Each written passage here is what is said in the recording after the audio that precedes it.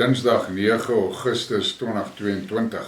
In hierdie aflewering van dit en dat en waaraf ook nog, en 'n bietjie praat oor goed wat in die Oekraïne gebeur, omdat ons van kennis moet neem. En ek doen dit spesifiek omdat ons media hier in Suid-Afrika baie min of niks dekking gee aan wat daar regtig aan die gang is nie. So nou en dan sien jy maar op die nuus en dan word daar 'n blerts gemaak van een of ander storie wat die media in oorsee rondskuif en ronddruk en na ons gesigte indruk. Maar ons in Suid-Afrika, ons media gee regtig baie min informasie oor wat daar aangaan. Nou ja, die eerste berig is 'n ding waaroor 'n ou maar moet wonder. France spoke about the new tactics of the Pentagon in Ukraine. Kauser learned about the new tactics of the Pentagon to hire contract assistance for Ukraine. Nou, hierdie ding spruit uit die feit dat daar het berigte begin verskyn dat daai HIMARS vuurpyllanseerders wat die Amerikaners vir die Oekraïne gegee het, baie goed is tegnies nogal ingewikkeld en iemand het genoem dat dit vat maande om die personeel op te lei om daai goed reg te gebruik. En hulle was nogal verbaas dat die Oekraïne dit reg kry om sekere teikens by te kom met die goed wat duidelik daarop dui dat dit was nie Oekraïne soldate wat daai goed beman nie. Daar is hulp van buite. En nou blyk dit duidelik hieruit dat die Pentagon doen dit. Nou, ek hoop nou net hierdie ouens neem nou kennis van die feit dat hierdie kontraksoldate wat hulle nou daar insit, daai ons word nie beskerm deur die Geneva Convention nie, en as die Russe vir hulle in die hande kry, daai mense kry die doodstraf, en ek gesien, daar is al 'n paar van hierdie soldate gevang en in die Donbass verhoor en hulle die doodstraf gekry. So, dan gaan daar nou weer 'n groot geskreeu wees oor dit, maar dis wat daar aan die gang is. Moscow, August 8. The Pentagon has used a new tactic in Ukraine to hire contract assistants to participate in the conflict, citing a French military source. According to the interlocutor of the publication, the American army was next to the armed forces of Ukraine from the very beginning of hostilities. En hulle ontken dit. Ek meen, die NATO en die Amerikaners en so het dit ontken, maar dit was van die begin af, duidelik. En dit is ook so dat daar is 'n command and control center naby Lviv wat gespak is met NATO en Amerikaanse personeel. En die Russe het opset daai ding nog nie gekluts nie. Want en hulle bly die Amerikaners waarsku en vir NATO waarsku, julle moet ophou met hierdie ding. As julle vir hierdie ouens wapens gee en julle doen skade in Russiese grondgebied, gaan ons die command and control centers begin uitvat. Want dit is so daai gemors wat gebeur het toe hulle 'n groot gejuig gemaak het, die Russe skiet konsuis siviele geboue daar in die weste, en toe kom dit later uit. Daai was 'n vergaderplek gewees waar die Oekraïense lugmag se senior offisiere ontmoet het met westerse wapenverskaffers. En dis die ding wat die Russe gepeper het. Nou ja, daar kom soke stukkies uit die Oekraïne uit oor elke nou en dan verduidelik hulle van een of ander lugmagoffisier wat dood is, maar nee, hulle erken nie waar daai ouens dood nie, en daar's word nie 'n woord gerep oor daai westerse wapensmokkelaars wat daar uitgevat is. True, these were not real American soldiers, but contract assistants acting as them. For the first time, the Pentagon used such tactics in Ukraine. It sort of outsources looking for specialists ready to participate in a large-scale hostilities in Ukraine for money, said the source. Hier soldate, dis al wat hulle is hoor. Hulle kan hulle nou maar technical assistants en contract assistants noem, maar hulle is in praktyk is hulle hier soldate. Last week, Ukraine's Deputy Chief of Military Intelligence, Vadim Skibitsky, told the Telegraph that before the HIMARS strikes, the Ukrainian military consults with the Americans and they can even call off the attack if they are not satisfied with the target, as noted in the Russian Ministry of Defense. This indicates a direct involvement of the United States in the hostilities in Ukraine. Since February 24, Russia has been conducting a military special operation to denazify and demilitarize Ukraine. Vladimir Putin called its task the protection of people who have been subjected to bullying and genocide by the Kiev regime for 8 years. En ja, ek het al baie gepraat oor wat in die Donbass aangaan en alles wat daar aangevang is, en ons mense in Suid-Afrika leef in 'n droomwêreld. Besef nie wat het daai Kiev regering presies gedoen met daai Russe wat in die Donbass bly nie. Maar dieselfde ding wat hier met ons boere gebeur, en ons regering ontken ook dat daar's plaasmoorde. En dan kom ons nou by die volgende ding. Hierdie Zelensky se tyd is uit volgens my. Hy het sy doel gedien en hulle is reg om hom te ditch. American intelligence officer predicted a tragic end of Zelensky. Former US spy Ritter predicted a tragic end for the Ukrainian president Zelensky. Nou ja, Scott Ritter het al, hy praat baie oor wat daar aangaan en hy sal al ouer ken en hy weet van. The political career of Ukrainian President Volodymyr Zelensky is coming to an end, former US intelligence officer Scott Ritter said on the Judging Freedom YouTube channel. He will either be forced to leave Ukraine or die at the hands of his own citizens, who have ceased to trust him, the military man stated.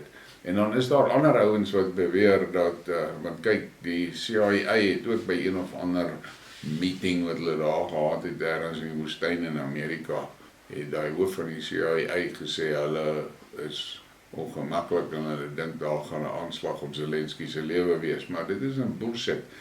Dit is bekend, hulle is gewoonlik ouens wat die ding doen. En daar is mense wat beweer dat daar's 'n goeie kans dat hulle gaan wag dat Zelensky in 'n meeting is met al sy senior ouens in sy regering en dan gaan hy plek uitgevat word en dan sommer die hele regering decapitate. The ex-officer stressed that it's president of Ukraine who is responsible for the deaths of tens of thousands of civilians. In addition, Western leaders are losing faith in the created image of Zelensky, increasingly refusing to help Kiev.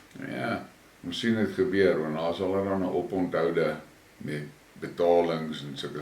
Due to the fact that the prestige of the president of Ukraine is gradually declining, it no longer makes sense for him to remain in power.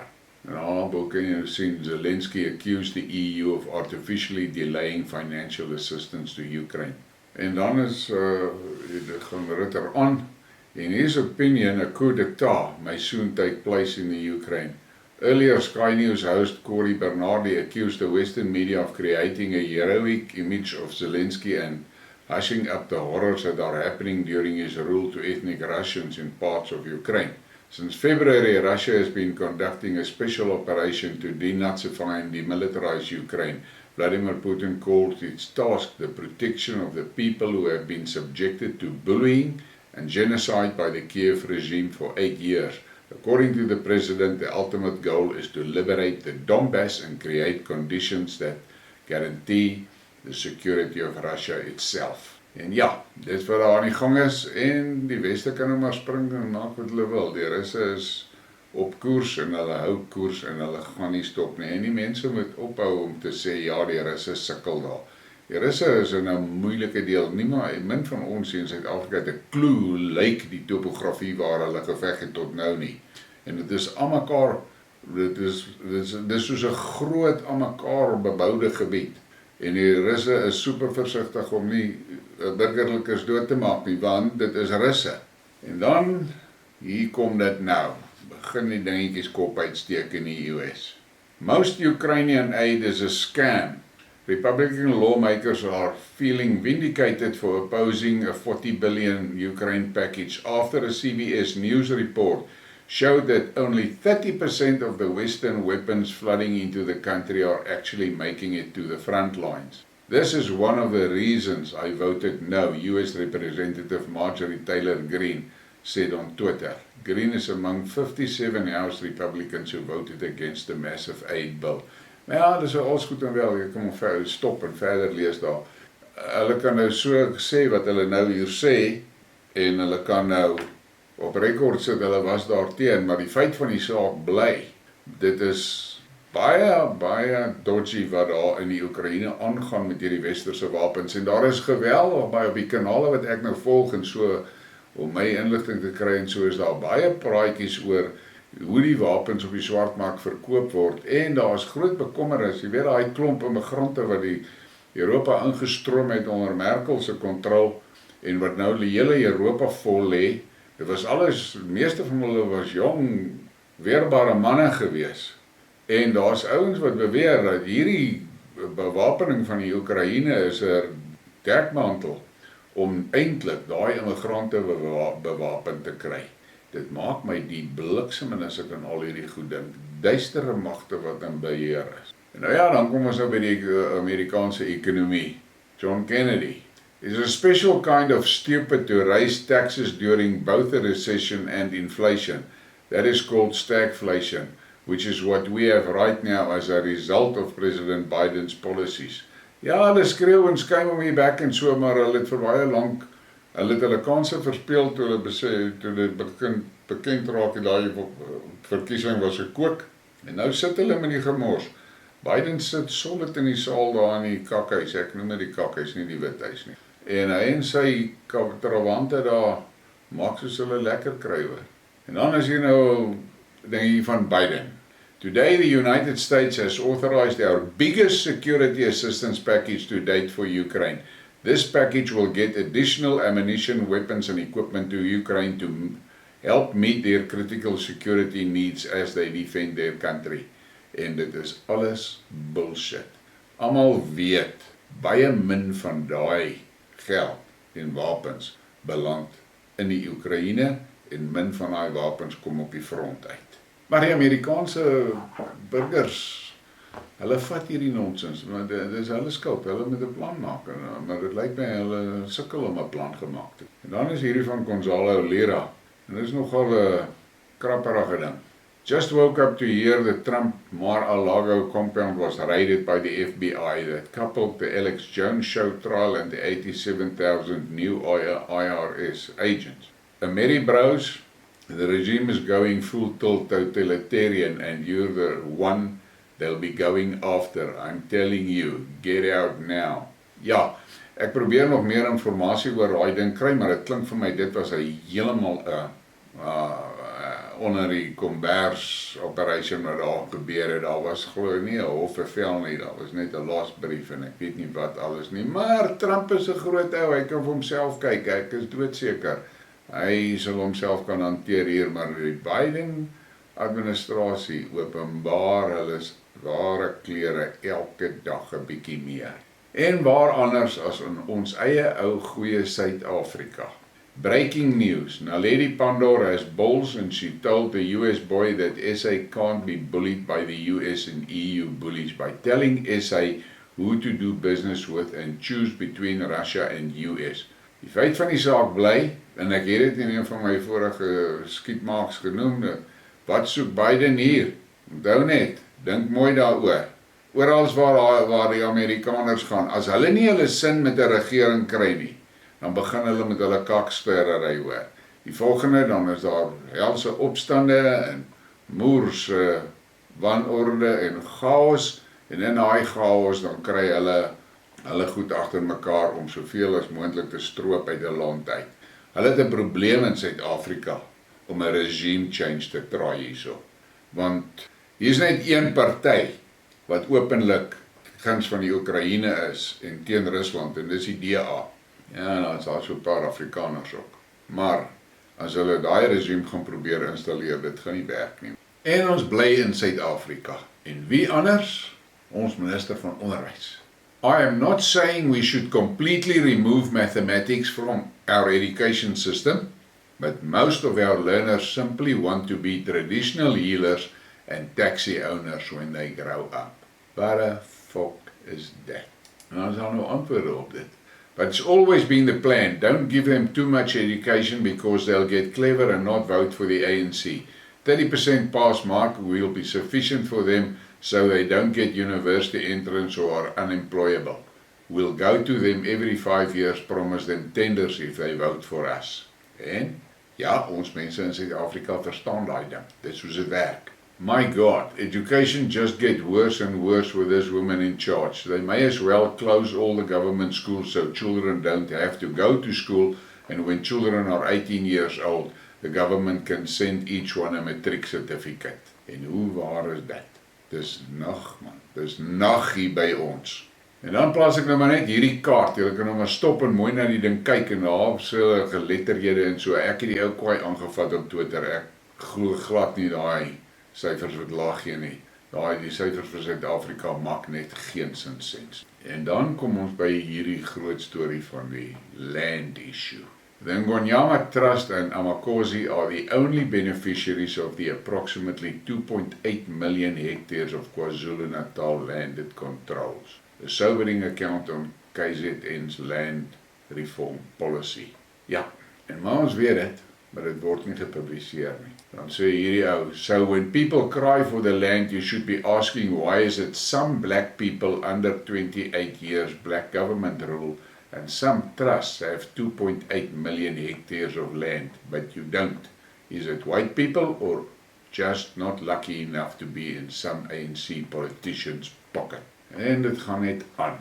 Daardie team Godoy group were asking why policy of expropriation of land without compensation is not implemented. But on the same note, they don't want land under Ngonyama Trust to be touched in order to benefit all residents of KZN. Clearly land is just sloganeering. En dan kry ons hierso hierdie ding van Blessings Ramoba. Ek like nogal hierdie ou, kry baie, praat baie sens oor. We must now stop lying to the 52% young people who are unemployed, blaming apartheid and colonialism for the fact that they don't have jobs. We must tell them it is because of the corruption, theft, looting, lies and deception by those whom we trusted to lead us to better lives for all. En het is jammer dat die ou se woorde val op so baie 30% paas IK70 ore. Want hulle het mos nou met hulle 30% deur matriek geslaai en so nou het hy 'n selfoon en nou sy op Twitter en op Facebook en hy skiet sy bek af oralsters want hy dink nou hy is die slimste perdjie op hierdie hele planeet. Intussen is daar 70% wat hy niks van weet nie. En dan kom hierdie ou, kon interessant hierdie post en ek sou dit maar hier oplet, ons net kennis neem, daar is daarom ander stemme ook. White South Africans belong to South Africa. Zimbabweans are so desperate to see us chasing them. We are not going to chase them. They form part of South Africa. We will not harm any white South Africans to impress cowards who chased white Zimbabweans, but run to South Africa to work for the same whites. En dis een ding wat ek moet sê, ons sien dit baie. Ek sien dit baie op Twitter. Daar is geweldig baie mense wat begin praat teen hierdie rasisme stront. En ja, ek het 'n videoetjie gesien, 'n videoklip gesien van 4 jong manne, swart manne wat hier by die stadion in naweek met die Springbok game volle bors die stem gesing het en hulle het groot gejuig en gejubel vir die Springbokke en hulle tussen 'n klomp wit ouens gesit. Ek het nog altyd vir my kinders ook gesê, die rasisme storie is 'n politieke ding. Jy stap in die dorp en jy gaan by die Spar in en so en hulle jaag jou nie daar uit met jou vel wit is nie. Hulle bedien jou en hulle is nice en vriendelik en jy is nice en vriendelik en selfde by die petrolpomp en oral waar jy gaan. Maar as jy na hierdie verdomde politicians luister vir al daai EFF skirminkel en Ramaphosa homself, die bliksem, hulle blaas net rasisme waarever hulle dit kry. Maar ek het 'n baie interessante ding geluister van Victor Orban by die CPAC ding in Texas en hy het nog 'n stelling gemaak wat my diep getref het. En hy het gesê, dit is nie rasisme nie, dis kulturele verskille. En daai ding het vir my tussen die oë geslaan. Ek meen, ek het al baie gepraat oor die rasisme en baie gepraat oor die ding wat ons verskillende kulture het. Maar ek het nooit daaraan gedink om dit so aan mekaar te sit soos hy dit gedoen het nie. Dis nie rasisme nie, dis kulturele verskille. En daarmee kom ons nou by die moment van, wat fok is dit? En luister, en wie is hier aan die woord? Ons eie Angie. If they had lowered the pass rate to 30 soon enough, we would now have enough engineers to fix the generators at Eskom. En wat fok is dit? Ek gaan nie verder daaroor praat nie.